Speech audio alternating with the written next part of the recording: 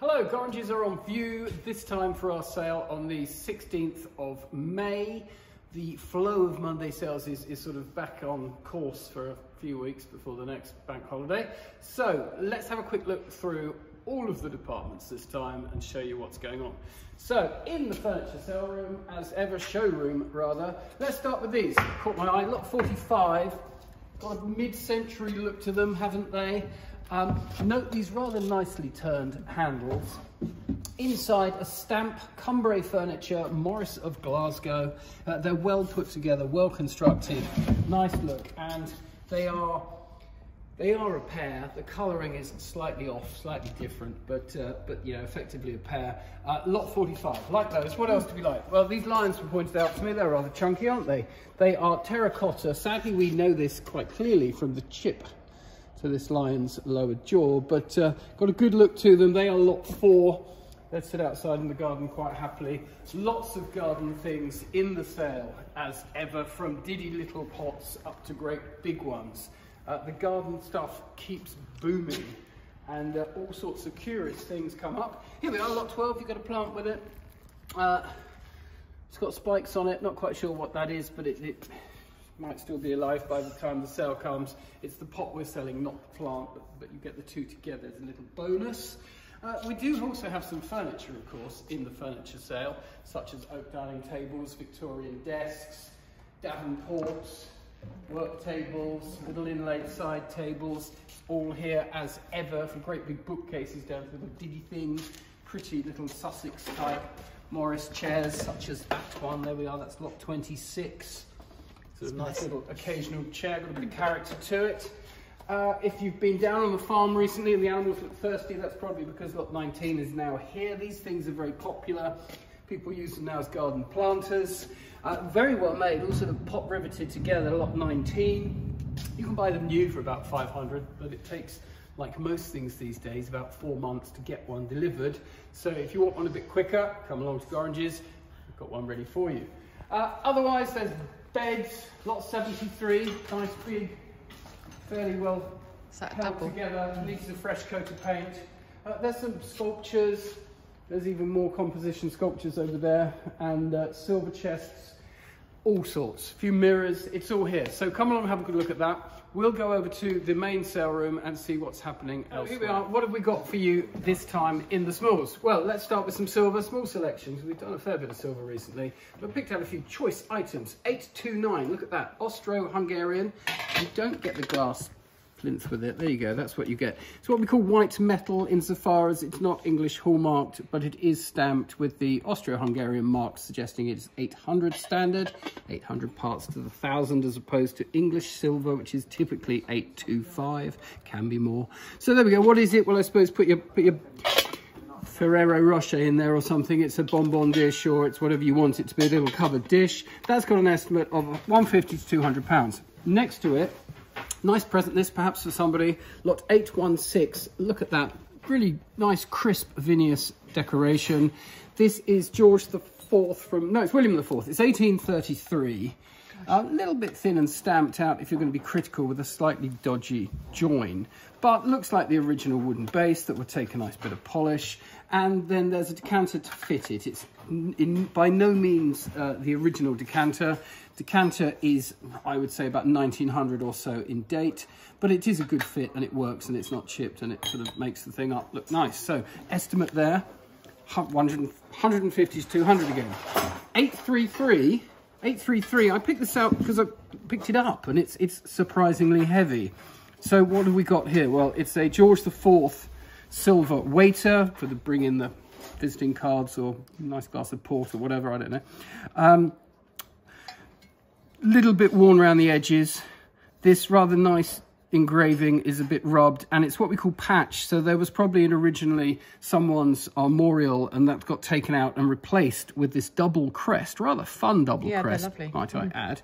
Flip it over, we can read the marks just about. They're again, a bit rubbed, a bit polished over the years.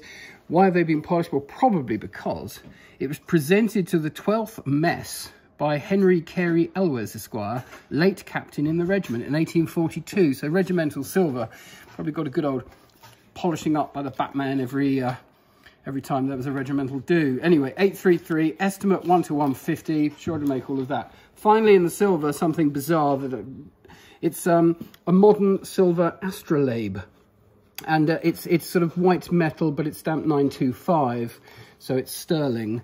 And comes with a long typed description talking about the lapis lazuli and the carnelian set into it, and said that it possibly has a connection to the lost city of Atlantis. Ooh, so there we go, a bit of a curiosity there. 120, 180, lot 820. What else have I got for you? Well, I picked out some watches. Just a couple, gents watches, all the rage still. So these are fairly, you know, they're not the Premier League, but they're pretty close to it. This is lot 950, nice Omega Constellation. Black, always popular as a colour for the, yeah, black and gold looks great. Yeah. Bit like the sort of Patty Pan style dial where they've got those faceted edges. What's wrong with it? Well, I spoke to our watch expert, Mr. Roger Mead, who said it was Uckerized, which I think technically means there's something wrong with the crown. He didn't use an F, I'll show you. And so this crown is sticking out. It is an Omega crown, but it's sticking out and there's something gone wrong with winding the movement. So that would need to be addressed. It's gold plated, not solid gold. For those reasons, it's in at 300 to 400 because it's still a good collectible watch. Next to it, less Uckerized and more ready to go is lot 960. So there's a Tudor, the second division make from Rolex, but now very collectible in its own right. Self-winding, nice clean steel case. Is it going? Yeah, it's going. It's all singing, all dancing. So there's a nice option in that so far as you don't need to do anything to it. Ready to go, even the strap is new and usable. That's got a very low estimate, 1 to 150, but it's going to make more. That's going to make more like, oh, I don't know, 250, 300 pounds, I would have thought. But there we go. You might get lucky, get it for 100 quid. You'd be delighted. On to jewellery. Bracelets, just bracelets we're doing today. Lot 929, we'll start with a bit of gold. There we are, 15 karat gold. Pretty. Little seed pearls inset to it. Very traditional sort of Edwardian type thing. Estimate 1 to 150 there. Moving further afield, we go to Norway. And this sort of Scandinavian enamelled silver, very distinctive, always often the blue, but this very distinctive colouring. It's a nice bracelet. It's by David Anderson, and the estimate there is 100 to 150. That's quite a sort of collectible thing these days, and pretty, isn't it? 932, again, a bit more traditional, this curb link, but set with some amethysts and pearls. That one is Austro-Hungarian. It seems to be a theme. No, it's not. That one's Italian. It's Italian, but it's 18 karat gold. So 2 to 300 on that. 936 is Austro-Hungarian. There we are. All marked up for effectively silver gilt with blue paste set into it. So unusual. It's not a big estimate. It's 50 to 70 pounds on that. Finally, bit of Tiffany & Co. Distinctive blue bag. Look at that, big chunky bangle. It's one of the Elsa Peretti jobs. It is sterling. And that estimate is 80 to 120 for a nice big chunky bangle that looks like it might take a bit of a polish up. So there we go. Finally, I was going to give up on silver, but then I spotted these. Look at those, got 840. Lovely, great big candlesticks. They look like they're George III. They're not George III. It's a bit thin and mean slightly in all the decoration. And the silver's a little bit thin. They're loaded, obviously, meaning they are filled with composition inside, not solid silver. But they are Edwardian, or thereabouts, George V. They're 1910. They're in really good, clean condition. They've got a nice set of marks. Estimate 4 to 600. So, enough silver and jewellery. Let's look at the smalls. Records. We don't do a lot of records, but we do them from time to time when they're appropriate. So, from a gentleman's outhouse, we pulled out a box of records and in amongst them picked out a few treats. So 630 is a really nice lot of Beatles. We've got obviously Abbey Road there, Sgt. Pepper's, Revolver, etc. Most of them early-ish pressings, perhaps not first pressings in all cases. So the clue here on Abbey Road is how much of this grate you can see. That is one of the clues. If the less you can see of it, it shows the earlier example it is. Anyway, nice lot of Beatles there, lot 630. Next to it, single record on its own, Beatles, the White Album. So called the White Album because it's white on the outside. So can we be a bit quieter in there, please? Thank you for filming here. Thank you. The white album, off-white now, but stamped with its edition number. With it, you got the double discs, and you got 4 photographs. John Lennon got pinned to the wall. He was obviously very cool and popular. And you get a fold-out sort of poster thing with the lyrics.